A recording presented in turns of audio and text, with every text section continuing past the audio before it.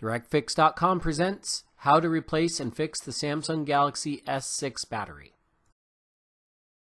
Please be sure to subscribe to our channel and leave a comment or suggestion in the comment box below. Warning: please pause this video and read this full warning before starting this repair. First, you're going to insert a SIM eject tool into the power button side of the phone and eject the SIM card.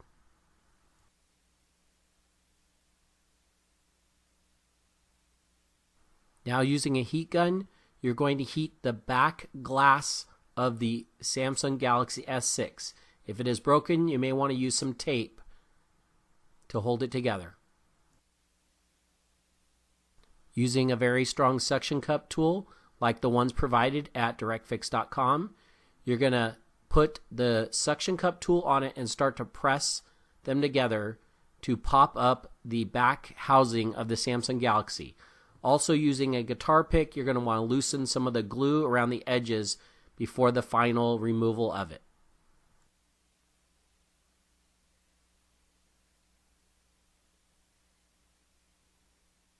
Now that the glue is loosened, you'll be able to remove the glass back from the Samsung Galaxy S6.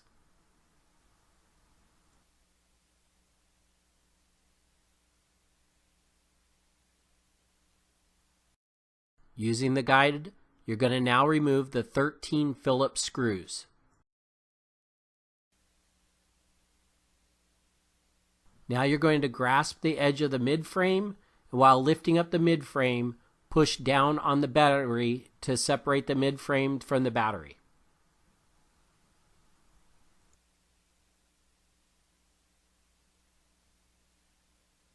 Now you can lift the mid-frame up to separate it from the rest of the phone.